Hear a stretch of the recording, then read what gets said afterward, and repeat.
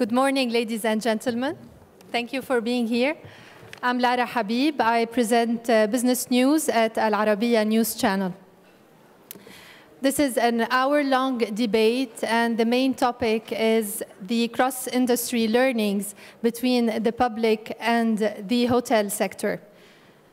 Customer service is actually the cornerstone of the hotel industry. So when His Highness Sheikh Mohammed bin Rashid Al Maktoum, Prime Minister of the UAE, ruler of Dubai, wanted to grant first-class services to the citizens, he had the vision that governments of the future should be as close to its citizens as hotels. So, can government entities offer the same standard of services as hotels? Can citizens be treated as guests? What are the steps to build a customer-centric culture in government bodies? That's the premise for our session for today.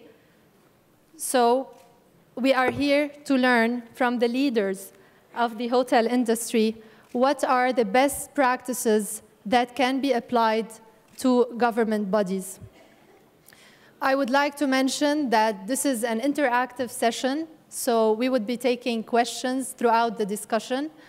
Also, you can join the discussion on social media under the hashtag GovSummit in English and _Al-Hukumiyya in Arabic. Let me introduce you to my panel. To my left is Mr. Gerald Lawless, President and CEO of Jumeirah Group. Needless to say, Jumeirah Group owns and operates several hotels inside the UAE and abroad, including, of course, Burj Al Arab, which is the world's most luxurious hotel. And also, I have Mr. Dillip Rajakarier, which is he's the CEO, of course, of hospitality at Minor Hotel Group, which owns Anantara, the hotel chain that started from Thailand and is now globally known for its unique Anantara experience that is offered to its customers. Mr. Gerald, let me start with you and with this simple question. Can actually governments offer the same standard of services to its citizens as hotels? Well, I certainly think that it needs to have the same objective as hotels, and that we all need a really good culture of service excellence. And you mentioned culture, and it is very much based around how we develop and evolve a culture. I think that years ago, one of the airlines used to have a very nice logo saying, "Proud to serve." And actually, to serve people is something very honourable, and to look after people is something we should all be very proud to do. And this is what we try to get across to our colleagues, our employees within the hotel industry, within the Jumeirah Group, that it really is something, it's a privilege to be able to serve people. And people should look forward to that. But in order to be able to achieve it, I think it's really important to establish this whole culture within the company. When we started Jumeirah back in 1997 with the opening of the Jumeirah Beach Hotel, we decided at that time, yes, we needed our guiding principles of the company, which would reflect very much the value of our ultimate owner at the time, His Highness Sheikh Mohammed bin Rashid Al Maktoum, but also that we really would get all of our colleagues to understand what we were trying to achieve within the hotel business, within Jumeirah, as a new luxury hotel company. And we established first the guiding principles, but then most importantly for us, and it's something that's been with us all these years since, we've never changed, and that is we established what we call our hallmarks. And these hallmarks are three very simple instructions we give to everybody, and myself, that we all have to live by them. And they really are to do with the fundamentals of our business. And the fundamentals of our business are people serving people, people looking after people. So what we started with was three hallmarks. The first one is that we always promise we will smile and greet the guest before the guest greets us. And when we do our orientation for our colleagues as they join us, and we do about 2 sessions a month, I take all of the top team of Jumeirah, and we introduce ourselves to the new colleagues who have joined us from different parts of the world. And then I talk to them about the hallmarks. And I encourage them to say, you know, smile and greet the guest before the guest greets you means you must connect first with the guest. Don't wait for the guest to talk to you. And if the guest decides he doesn't or she doesn't want to talk to you, that's the privilege of the guest. They can say, fine. But you must not be discouraged as a member of the Jumeirah group, as the Jumeirah team, to be able to connect very strongly with this guest and let the guest see, don't be shy, be confident, but also be respectful. And our second hallmark is that... Sorry, but greet the guest by name, right?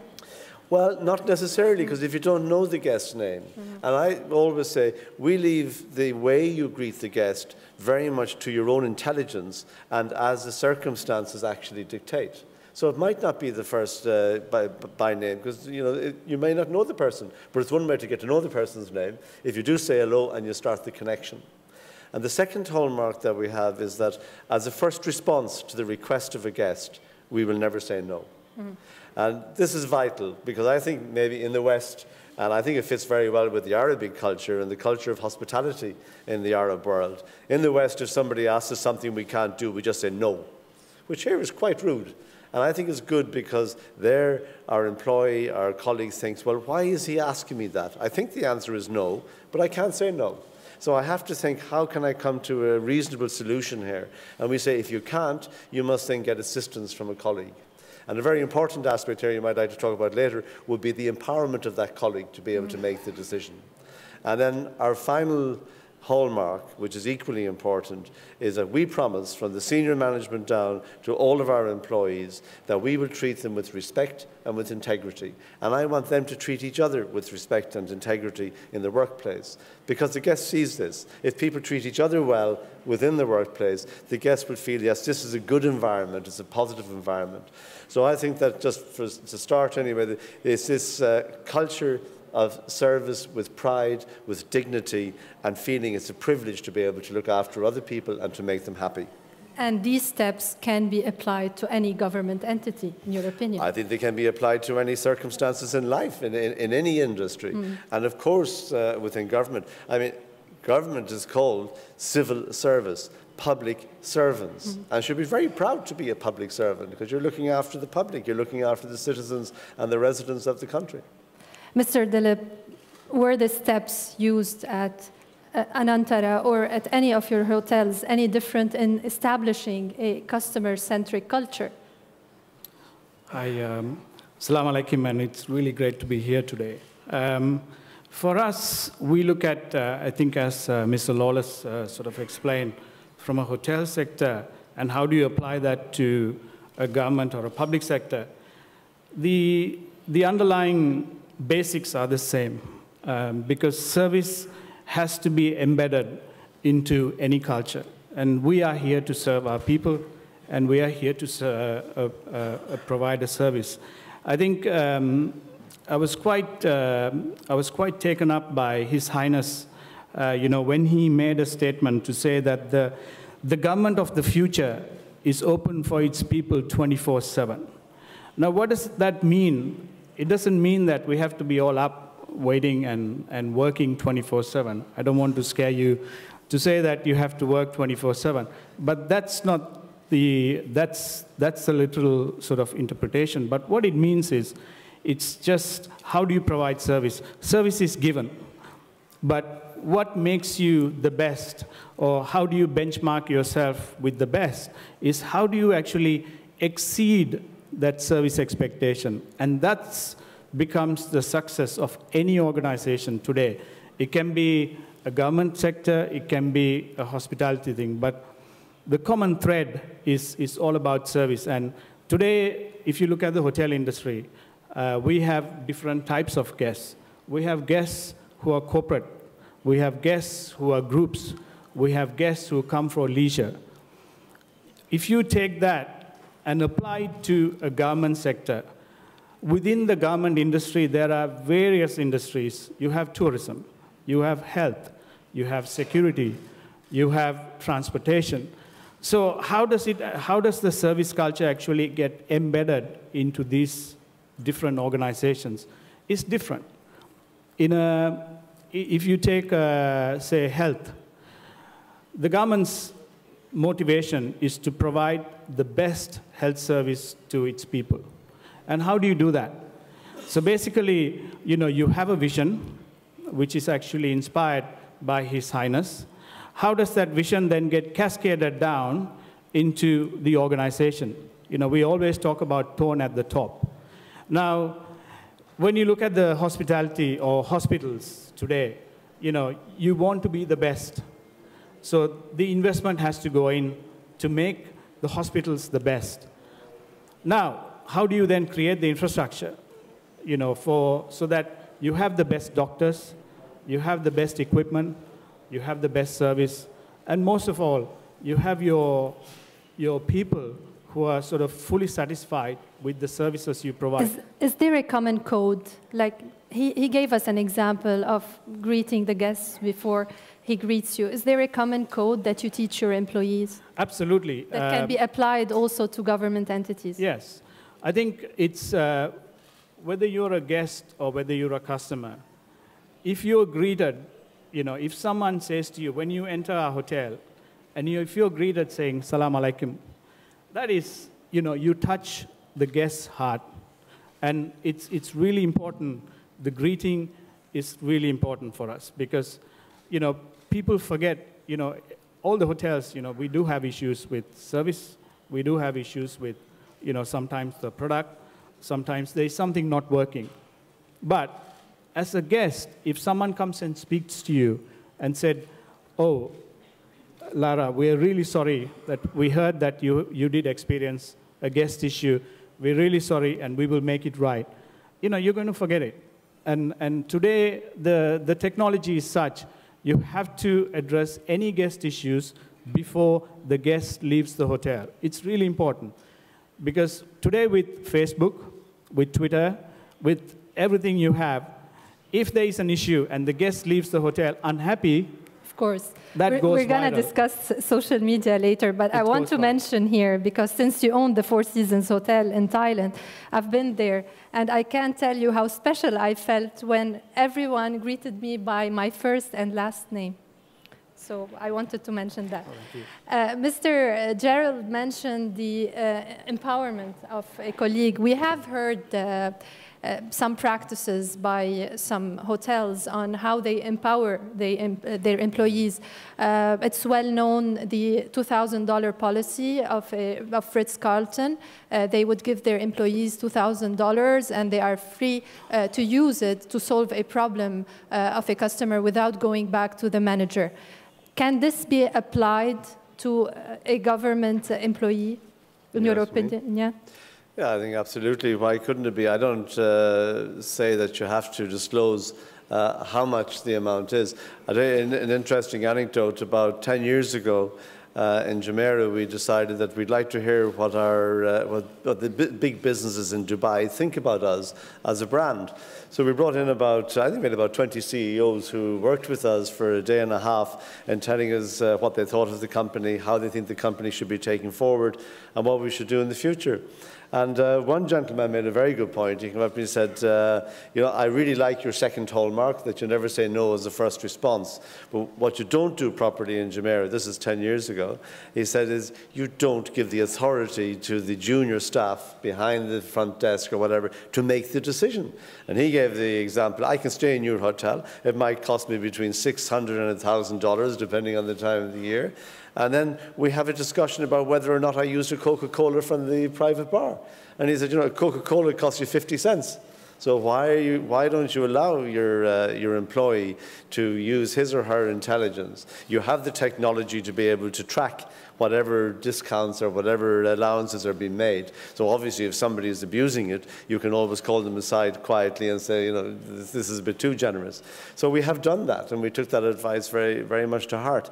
And I think absolutely, if you don't trust your employee, if you don't empower your employee, and yes, you don't need to be naive about it. You can obviously have all the technology there to be able to monitor what's happening, but it gives a much better guest level of satisfaction if you can say, look, I don't know whether you had the Coke or not, but you know what? Don't worry about it, have it with my compliments. I mean, it sounds a lot more generous and much better attitude. And I think particularly in government service as well, if you can have that kind of empowerment with the person that's interfacing with the guest, that's called the customer a guest, then I think that you will get a much better level of service satisfaction. then you should know how to hire this employee. Before moving to this topic, let me hear what Mr. Dillip wants to say. Don't you think it might be a bit trickier that you're empowering a government employee to solve government-related issues? I don't think so. It's how do you actually have that empowerment? Empowerment is about creating leaders in any society. Now, if I walk into a government department, say, for example, I go for my visa, and I hope you don't reject my visa, but when I go into a government department to get my visa, for example, if the officer there says, oh, hi, Mr. Dillip, we're so glad to have you, and we look at your application. There are a few things we need to understand, but let me just check with my superiors to see whether we can grant you a visa. Okay, then you start to get nervous. But if that officer says to you, hello, Mr. Dillip, we're so glad to have you. There are some issues with your application, but I think we can work around it, and there is a solution, and we're going to grant you a visa. Which one do you choose? Second one. You know, we always talk about, there are two types of people, actually. I say to our leaders or our team, there are two types of people who wake up in the morning, and they go and look at their mirror and say, do I have to go to work? How many of you do that? There are two types of people. One, I say... Be honest. There are people who call, I say, who have to work to live. There's another type, the people who live to work. Now, I'm not going to ask you which one you fall into, but in our company, it's all about we actually live to work. Because I don't want our employees to say, I have to go to work today. I really don't like it, because I have to go do the same job. And you know, the best thing they can do is to leave the company, because they're not doing good to your guests, and they're not doing good to the company. So empowering people is a key thing. It's how do you empower? There is a trust element. You have to trust your people, because that's why you employ them as leaders. And when you employ leaders, please make sure that you give them the freedom to perform their job. Don't tie their hands on the back and say, okay, now you swim. You can't swim, you will drown. Now, that's not about empowerment. So I think it's how you balance, and I think it's finding that balance is the best way. And certainly in a government organization, you know, you have to empower your people so that they can make decisions and they can drive the success of the government. Let's stop a bit on this point. Mr. Gerald, I want to share with you first the story. I've read an article about a doorman in a hotel, in one of Fairmont's hotel, and he was excellent in his job, and how his behavior reflected positively also on his colleague. And we're talking about a doorman. So the point of the story is how important is it to hire winners to ensure customer satisfaction. This is probably the only criteria that the private sector would look at. However, it might be different in the public sector.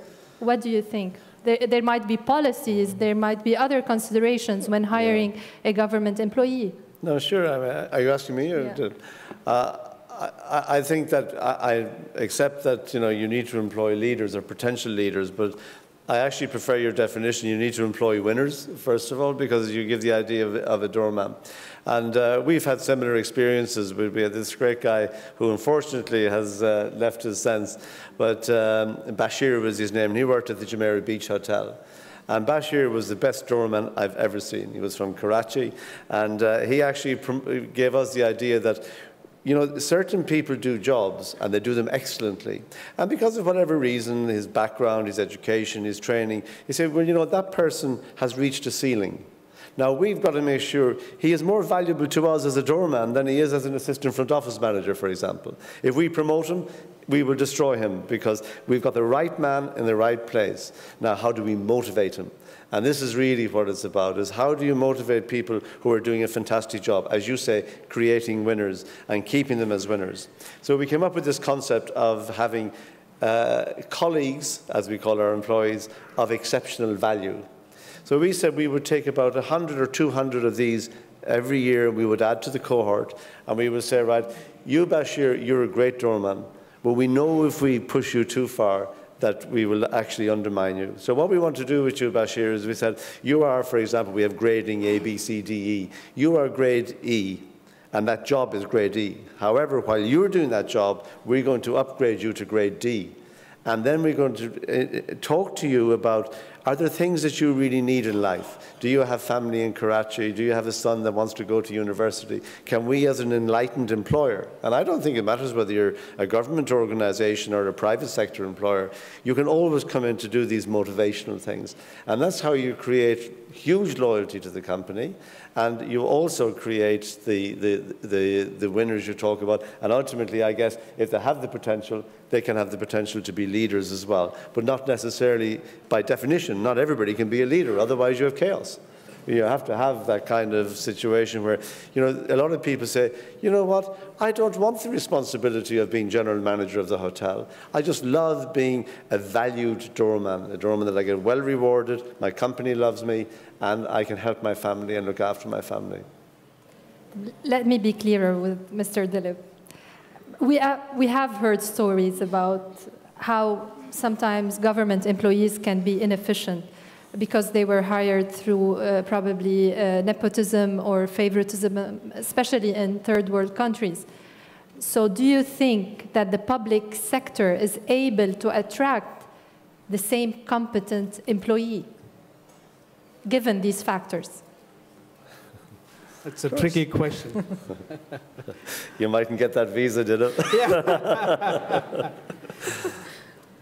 I think if you look at any organization, whether it's government or public, I'm sure there is some politics involved. But it's how do you overcome those challenges? Yes, I think, you know, it's a shame that, you know, people actually think that the government sector is not efficient. But I can tell you, one of the reasons I was looking at, I'll just give you an example. The UK health sector. Today, it's in a little bit of a shambles because, you know, they're trying to reform. But, you know, what happens is a government gets elected, they appoint a minister. The minister spends the first 3 years talking about how the previous government made this big budget deficit and, you know, how they have really failed and they're trying to put it back right. They spend the next 2 years trying to do something. At the end of the term, what happens? They're still the same. So it doesn't matter which sector you're looking at, whether it's a government sector or a public sector. But I think, yes, you know, we always say, you know, we call it employ people for their attitude, you know, because if you have the right attitude, and it's all about passion. You know, I think we or you as Emiratis have to be really proud to be an Emirati. As soon as you wear that badge in any organization, whether it's defense or whether it's hospitals or whether it's anything, you should know that we are here to serve our people. When you have that change mentality, you know, it's a winning organization. You know, we always say, for us, you know, winning is not an option. Winning is a habit. And you have to make that habit as yours. That's where the success is. So I think you can do it. Let's talk about a bit now about the financial rewards. To have a satisfied customer, you need a motivated employee. In many of the service-related industries, the employee would take that extra mile because he might get a tip from the client. While tipping for a government employee is considered a bribe and a crime. How can you play around this? For you, Mr. Gerald. Well, I think, like everything, I think it's important, and it sort of goes to a wider question. I don't want to encroach on what you might want to talk about later, but I do think it's important that you have measurement. And it's not about whether you get a tip or not. You said creating winners. You know, everybody needs to break their teams down into smaller units, or their business down into smaller units, and you compare one unit with another unit. You establish, to establish a culture of excellence and a culture of service, I think it's important that you have your KPIs. I mean, within the hotel business, and we talked about this previously, and I know that Dillip's company is exactly the same, we all have different measurements, but very often the same organizations do it. Can you give us examples? Like? Well, I will, but I won't give the one that Dillip is going to give, but I'll give you one. For example, we use a company called LQA, which is Leading Quality Assurance. And this company actually sends in mystery guests, and they stay in the hotel. Now, our management very often spend a lot of time trying to figure out whether or not he's the inspector, so there's always a challenge there as far as that's concerned. But actually it works very well. And then there's a proper scoring. And this particular company, LQA, they also do nearly all of the other five-star hotel companies. So then he will benchmark us, or our hotel by hotel, against their competitor set, which we have a very good benchmarking, and then the KPIs, the key performance indicators of our employees, department by department, all the way through, hotel by hotel. Their incentive scheme depends on this, and it's nothing to do with tipping, because actually tipping is quite a controversial thing, as you rightly said. But even within our business, some people feel, you know, why should I have to tip? I'm already paying the person. And it's not about doing what we do for tips, it's doing what we do, sorry to say it again, but to be winners, to do what we should be doing for the business, and breaking it down into something like having mystery guests, mystery inspectors. You have this benchmarking. We do it with social media. And all of the social media is now combined under a company, for example, called Revenate. So they troll through all the comments that are made about your hotel, about our hotel, to see what the people are saying. They would then start scoring it, evaluating it, and give you back your feedback versus your competition. And it's this kind of breaking your organization down into teams and then comparing them to each other. I mean, you could have, for example, how does the post office do versus immigration, for example, within a city or within Dubai. It would be very interesting to see what the scores are like, particularly if you have, say, one company like Revenate doing the benchmarking. Actually, I would like to mention here also that tipping is not welcomed in some parts of the world, in Japan, for example. Tab, if we stay on the financial reward topic, of course, the reward to an employee is related to his KPI and also to the financial situation of the company, yes, whether the company is profitable or not. The hotels are profit centers. However, this might be different to a government entity. Some government entities, they do not generate revenues. So does this mean this might be an obstacle for rewarding employees? It's all a matter of achieving your targets. And if your target is to have so many people go through, say, immigration at the airport, okay, you're not charging them, they're coming through, but it's the efficiency. It's like we see in some places where they monitor whether or not the individual was friendly or not friendly. But whatever targets you set, you have to have a way of measuring them. And in measuring the targets, I think pay should always be variable.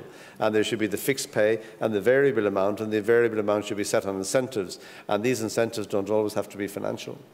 Mr. Dillip, do you have anything else to add? Well, I think, you know, any government organization, whether it's a government organization or whether it's a hospitality, we have to operate within the bounds of being commercial. Now, a commercial thing, it doesn't mean that you have to make a profit. There are some organizations which are not for profit, but just because it's not for profit, it doesn't mean that you have to waste resources. So that's really the key. So, and then when it comes to tipping, you know, which is a fairly sensitive issue within the hotel sector, as you know, You know, for us in the hotel industry, the people actually make our brand. It's the people who drive your brand, because they're the people who are providing the guest experience. They're the people who are providing the service, and therefore these guests then come back, and we all actually make a profit. So if you apply that to a government sector, it's the same. We all have KPIs, and it's how you drive your KPIs becomes the issue. Like, you know, our GMs have a KPI. You know, it's about revenue, it's about profit, it's about guest experience, and it's about people. Now, and also, you know, there are two, when you look at people, there are some who are actually motivated by financial reward. But there are some people or some employees who are motivated by recognition. Employee of the month. Employee of the month. So you don't have to actually give them cash, or you don't have to pay them a big bonus or something. But when you recognize these employees, you call them and you say, you know what, Mr. So-and-so, you've been a fantastic employee of the month. We recognize you. This is your holiday with your wife. You can go to any of our hotels and treat your wife. That is totally mind-blowing. You know, you sort of, you know, we talk about exceeding the guest expectation. And as soon as you exceed your employee expectation, they will do anything for you. Can I just add to that as well? Yes, I agree, briefly, before we open the floor for some questions. I agree with you. I think another very important measurement when we talk about surveys, when we talk about guest comments and guest feedback, we do within the company as well regular anonymous surveys, in that we get an outside company to do it, of our colleague satisfaction. Are our employees happy? And if the boss is always getting a low score in colleague satisfaction, we will take that boss aside and have a talk. And part of the KPIs, for example, of senior management in relation to their annual incentive scheme is also based on whether or not the colleague opinion surveys, the employee opinion surveys, are to the target or not. But I think it's very important, because if you have happy employees, for sure you will end up having happy guests. And if you have happy guests, you'll make more profit. For sure. We can open the floor now for a question. Please introduce yourself before asking the question. We need the mics to be passed. Please, I will begin with him, and then it will be your turn. Assalamu alaikum. My name is Athman Khouri from Higher Corporation of Specialized Zones in Abu Dhabi. Thanks for the experience that you shared today and for information. It is great to have the best government services here. However, you guys have a competition, and these competitions force you to have the best services in your field. And there's many chains and many hotels that you have to provide better services. However, in the government, there's no competition. Or in other words, there's no 5 different immigration departments or 5 different commercial the departments that provide licenses or provide visas. Plus, there is some employees that they think that nobody can compete us, and you guys have to come to us. Everyone supposed to come to us, and they need us. We don't need them. So this kind of mentality and these kind of concepts affects some of the government entities to provide the better services. Thank you. Do you want someone specific to answer the question? Who would like to volunteer? Please, briefly, I would say, because we have still many points to discuss. Sure.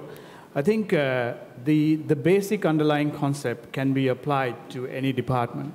I understand that the service is very specific, but if you say to that government department, whether it's immigration or whether it's health, you know, there is a set budget.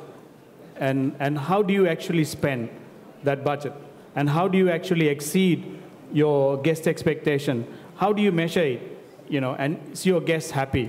Your customers happy? Have you actually created the best infrastructure so that, you know, because there is a vision for every single department, that vision then gets cascaded down into various strategies, and how best you have executed the strategy is the measurement.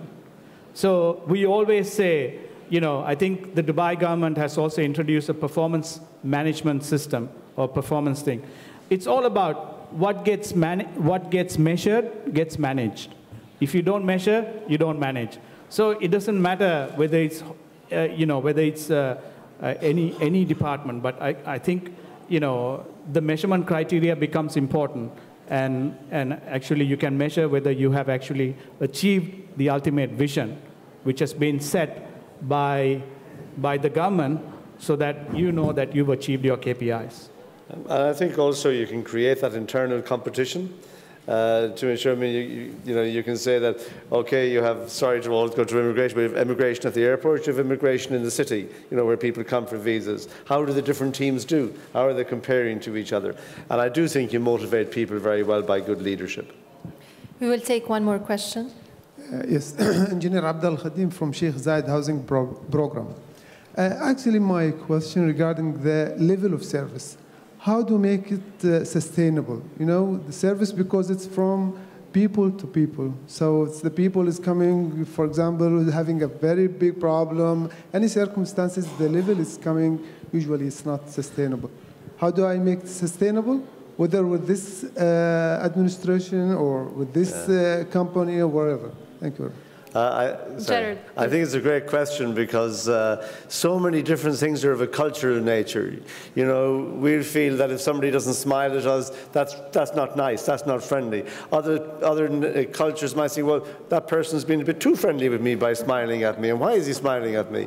So I think this comes in an awful lot to really trying to educate your people, particularly in a multicultural society like we have here in Dubai.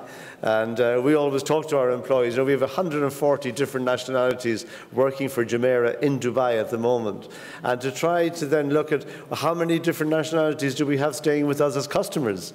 And how can we marry them up? And this is a great challenge, and you're right to bring up the thing, how can we sustain it? But that's why I think you have to have a very straightforward set of hallmarks as we have. And that's why people have said to me with my team over the years, let's have another hallmark, a sixth hallmark. I said, no, we will have 3 hallmarks. We'll keep them simple, and we'll stick to this all the way through. And we will teach all our nationalities how to apply the hallmarks, not only in their culture, but more importantly, to try to understand the culture of the guest. I mean, for example, we have Russian guests. So we think, oh, he's not very friendly. Well, the guy doesn't speak English, so it's quite difficult to come across as a friendly person if you can't actually verbally communicate.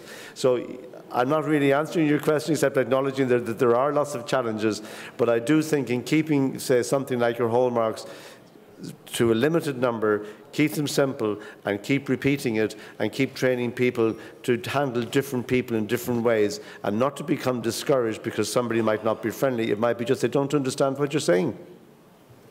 From this point, I would like to add, let's continue the discussion. We will open the floor again for questions. Dubai took an initiative, actually UAE took an initiative in rating government agencies the way hotels are rated, like you have a 2-star, 3-star, even a 7-star, like Burj Al Arab.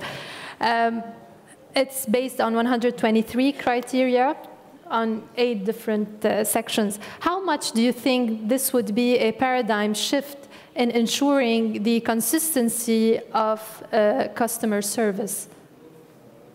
Mr. Dillip. Okay. I think rating is about being competitive.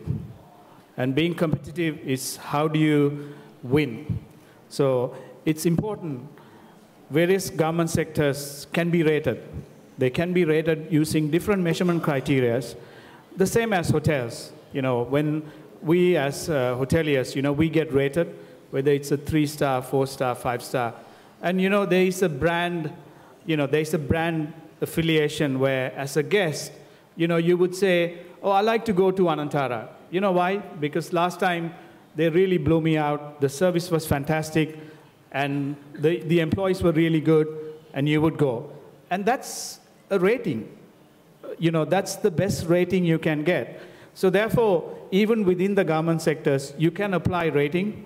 Rating can be, you have to look at each sector different and come up with some measurement criteria. And rating is good because then your employees start to become competitive because you start to measure and you start to manage those measurements. Because we always say, in any organization, we say, keep your top 20 people who are the best. but try and get rid of the bottom 10, because they actually pull the organization down. And how does that happen? It's through rating. So rating is good. Mr. Gerald, who should rate? Do you think the government agencies should be, like in the case of the UAE, a third party? Because even in hotels, we don't have like a one unified rating agency. Well, let's say in a government type situation, I think that it would be very advisable to have an outside agency doing the rating based on the criteria that have already been set. And, you know, in the hotel business, we have like a 5-star in Dubai might not be the same as a 5-star in say, Cairo or somewhere else. It might be better, it might be worse. It's not the point I'm making, but the point I'm making is that it's subjective according to the actual agency within the city, and usually it's a government agency. But nowadays we've got social media, and I know it's something that everybody talks about, social media, but we do have it. We have direct. I don't look anymore whether a hotel is 5-star, 6-star, 7-star if I go to stay in the city where there isn't a Jumeirah hotel, that is, and I just look up TripAdvisor, and I see what the other guests have said. That's what interests me. And I think that ultimately, you know, the whole rating situation will have to adjust to the huge amount of information that's now available for our customers. And it should be the same within government. Government bodies and government departments should be encouraging their customers to go online, to go into the social media, to comment on the service they're receiving. And then you can easily have, like Revinator, that those people I was talking about can come together and say, well, this is how you're scoring. This is what your customers are saying, which I think is very important. And another big issue, I think, you know, we talk about everything about measurement, but there's no substitute for leadership by example. And I think we got some great leaders in Dubai, as we know, and in this country. And look at all the people coming to this summit, for example, from the government, who are coming here because they want to improve, because they want to deliver better service and do jobs better than they've been doing them, which I think is brilliant for this country, and it's fantastic. Congratulations to everybody attending. Mr. Dillip, Mr. Gerald mentioned the social media and how hotels are using social media. How about the government entities? How should their presence be on social media? For example, we have seen presidents having Twitter accounts, YouTube channels. Is that sufficient, or it should be more interactive?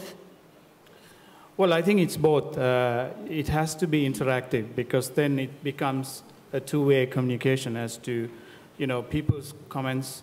There is a feedback process, and there is a follow-up as well. So, and today, you know, there is a big shift from when you look at technology. The advancement of technology is huge. When you look at it 5 years ago, you know, we book hotels, you know, based on, we just go down based on brochures. If the picture is nice, if the room looks good, you would book it. But today, actually, a guest spends at least 30 minutes just doing some research, like Gerald was saying, you know, whether it's the Facebook, whether it's the Twitter, what are the guests saying about that hotel before they actually make a booking? So therefore, you know, Facebook is important. Technology actually drives today's, whether it's hospitality or whether it's a government sector or anything. Because end of the day, within any sector or within the government departments, what you want is you want to be the best in class. And how do you become the best in class? For you to become the best in class, you then have to benchmark against the best and see how can we beat them. And what Dubai has done in the last few years is just mind-boggling, because what they have achieved is amazing.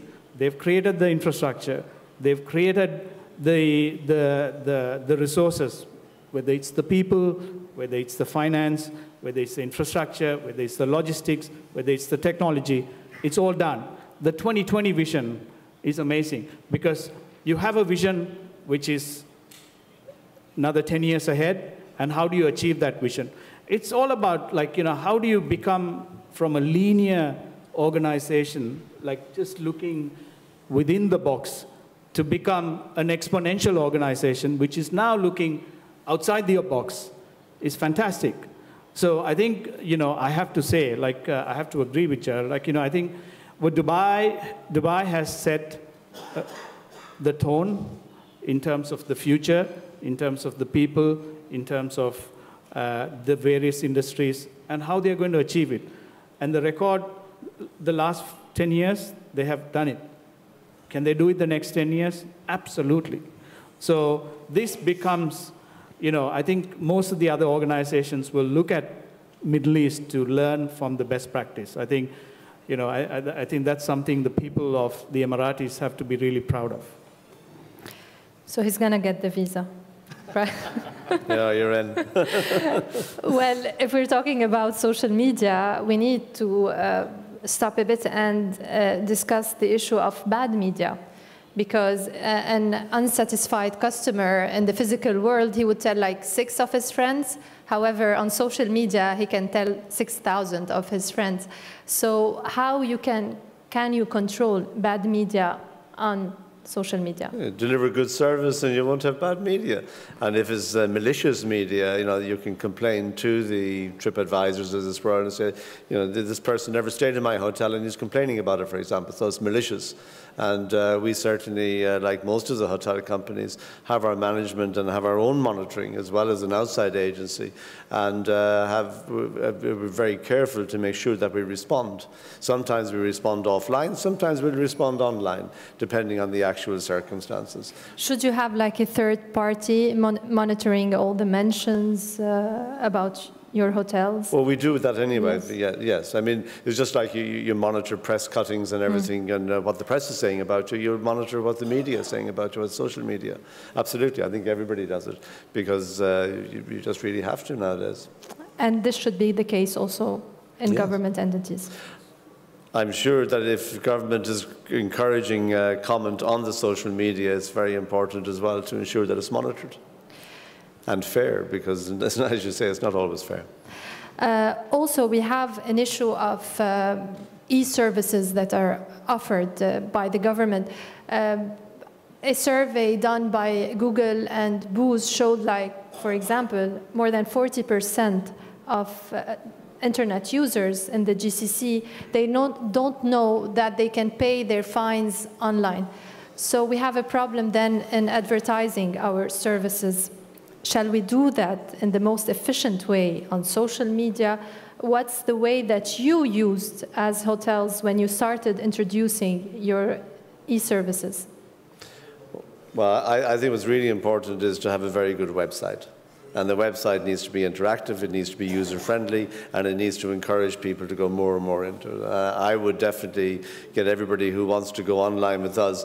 We always said from the beginning, make it easy to book, make it easy to interact. So that if you want to get the service, if you want to buy the service, it must be easy to buy. It's a fundamental of salesmanship. And similarly, I think that's really important. Mr. Dillip, because how to encourage people not only to check your website, but to use it, especially that we still have the security issues? I think it's all about seamless service. If your website is in different languages, which caters for the different types of people, well, I think the first thing is, if you have a fine, I think it should be very easy to deal with and paid by electronic, whether it's banking or through credit cards, because I think today the technology is so sophisticated and it's fairly secure, and people have to feel secure to actually put their credit card and pay the fine, whether it's a fine or whether it's a fee for a service or whatever it is. So therefore, it has to be seamless, it has to be easy to use, and it should be really quick to pay. So I think it's really important. We will take one more question from the audience. Please introduce yourself. My name is Fado Shurbagi from Emirates Post Group. I just have a couple of concerns. Allow me if I can ask more than one question. The first one is related to the part that if we are to deal with the customers differently. I mean that we are working in the postal sector, and we are having different, massive diversions and diversity types of customers. How can we enhance and educate or let our staff, our counter staff, our customer service staff to deal with the customers and talk to him and each customer in his own way, personality. I think we discussed this point, yes, right? it covered part of that, Yes. but I need that was covered in the hospitality section. For us as a government, if we are facing this, I mean... Well, I'd really love to say something here, if you don't mind, because Please. I agree it's a challenge, but listen, human beings, we're not that different. We all like courtesy. Most of us like a smile. Of course. Most of us like to be treated with dignity when we interact, This whether from it's the a hotel or a ethical- government. Yeah, this is from the ethical part of you, if we can call it, or if it's... Okay.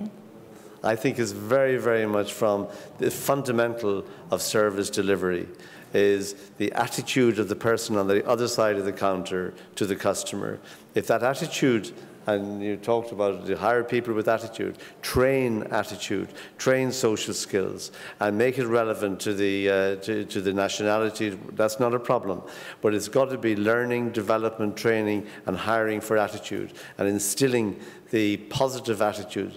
As we said from the beginning, you were here to serve the customer. That's why I'm here. That's why I work. Okay. It's to serve people who use our hotels and our businesses. And we have diversified businesses. You know, we have people working in loyalty cards, for example. I tell them, you got to smile. But they say, but I'm on the phone. Why say smile down the phone? You know, your voice sounds different when you're smiling. Yeah. You get your attitude across. If I say, this is Gerald Lawless here, go back, don't say, yes, sir. Say, yes, Mr. Lawless. You know, and be culturally aware. And it's a matter of training, and then reminding people. We do refreshers all the time on our hallmarks. Educating them all the time. But, and I know it, because sometimes, you know, the post office, for example, really, there's huge opportunity there for a different skill set to be instilled in lots of the customer-facing employees.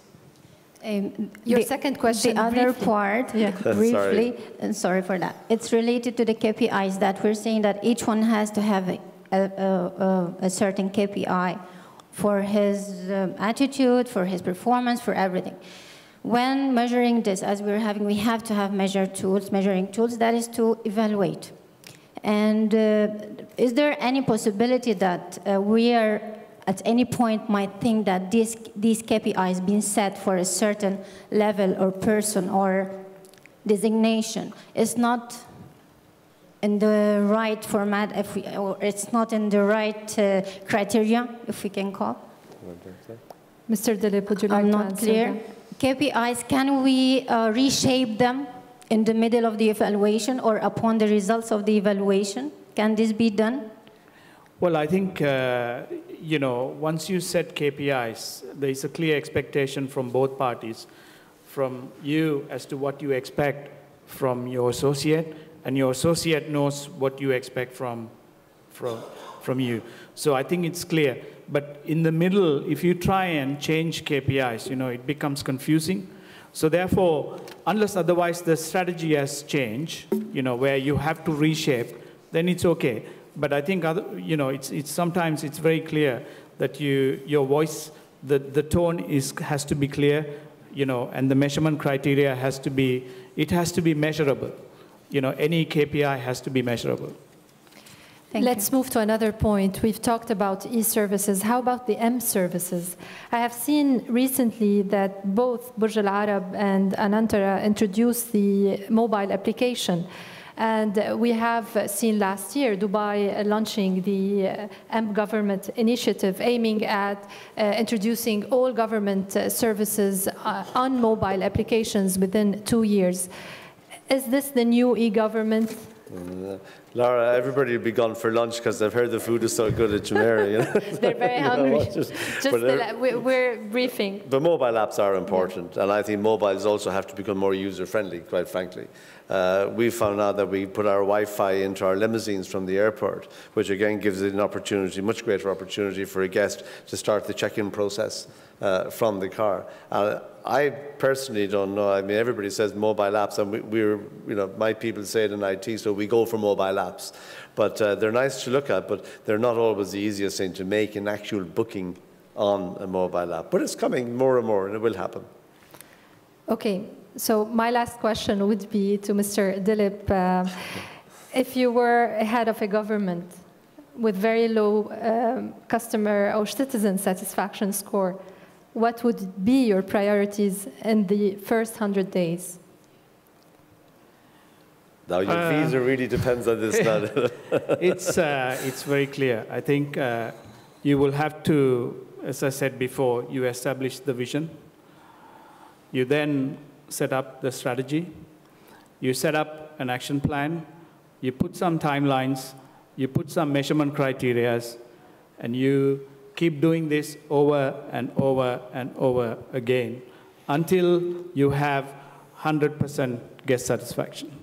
I think it's very easy because a government department and a public and the hotel sector is the same. We adopt the same thing. Like, I think if you look at His Highness, I think he mentioned about 5 things. One was about empowering his people. The second one about technology. The third one was about innovation. And the fourth one about being creative and be efficient. And that's the culture you need to embed into any organization to be the winning organization of today. I want to thank you all for being here. Thank you for your input. I want to thank my esteemed guests. Hope you enjoyed the session. Thank you very much. Thank you very much.